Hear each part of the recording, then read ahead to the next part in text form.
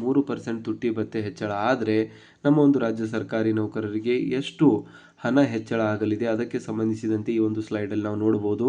The formula additional D A amount is equal to basic pay into 3% ಅಂತ ಹೇಳಲಾಗುತ್ತೆ. Basic pay into 3% ಅಂತ ಹೇಳ್ತಾರೆ.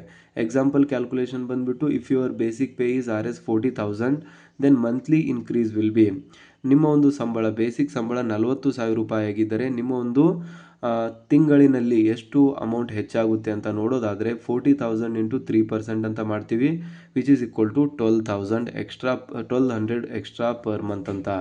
ಏನಕ್ಕಂದರೆ 3% ಅಂದರೆ 3/100, 2 ಕ್ಯಾನ್ಸಲ್ ಆದರೆ 400 ಇಂಟು 3 4 12. ಸೊ ಬೇಸಿಕಲಿ 1200 ರೂಪಾಯಿ ಇಲ್ಲಿ ನಿಮಗೆ ಜಾಸ್ತಿ ಆಗ್ತಾ ಇರುವಂಥದ್ದು. ಇದು ನಿಮ್ಮ ಬೇಸಿಕ್ ಮೇಲೆ ಡಿಪೆಂಡ್ ಆಗುತ್ತೆ. ನಿಮ್ಮ ಒಂದು ಬೇಸಿಕ್ ಇದಕ್ಕಿಂತ ಜಾಸ್ತಿ ಇದ್ದರೆ ನಿಮಗೆ ಇನ್ನೂ ಜಾಸ್ತಿ ಹೆಚ್ಚಳ ಆಗುತ್ತೆ, ಬೇಸಿಕ್ ಕಡಿಮೆ ಇದ್ದರೆ ಕಡಿಮೆ ಹೆಚ್ಚಳ ಆಗುತ್ತೆ. ಸೊ ಆ್ಯನ್ಯುವಲ್ ಬೆನಿಫಿಟ್ ಹಾಗಂದರೆ ಒಂದು ವರ್ಷಕ್ಕೆ ಎಷ್ಟು ಹೆಚ್ಚಳ ಆಗುತ್ತೆ ಇದರಿಂದ 1200 ರೂಪಾಯಿ into 12 which is equal to 14,400 ರೂಪಾಯಿ ಒಂದು ವರ್ಷಕ್ಕೆ ನಿಮ್ಮ ಒಂದು ಸಂಬಳದಲ್ಲಿ ಹೆಚ್ಚಳ ಆಗ್ತಾ ಇರುವಂಥದ್ದು ನೀವು ನೋಡ್ತಾ ಇದ್ದೀರಾ. Note HRA and TAR calculated separately and are not affected by this specific DA percentage bump ಅಂತ. ಸೊ ಬೇಸಿಕಲಿ HRA ಮತ್ತು ಟ್ರಾವೆಲ್ ಅಲವೆನ್ಸಸ್ಸನ್ನು ಸೆಪ್ರೇಟಾಗಿ ಕ್ಯಾಲ್ಕುಲೇಟ್ ಮಾಡುತ್ತೆ. ಅದು ಈ ಒಂದು DAದ ಮೇಲೆ ಯಾವುದೇ ರೀತಿಯಾಗಿ ಡಿಪೆಂಡ್ ಆಗಿರೋದಿಲ್ಲ ಅನ್ನೋ ಒಂದು ಮಾಹಿತಿಯನ್ನು ಕೂಡ ಇಲ್ಲಿ ಕ್ಲಿಯರ್ ಆಗಿ ನೀಡಲಾಗ್ತಾ ಇದೆ.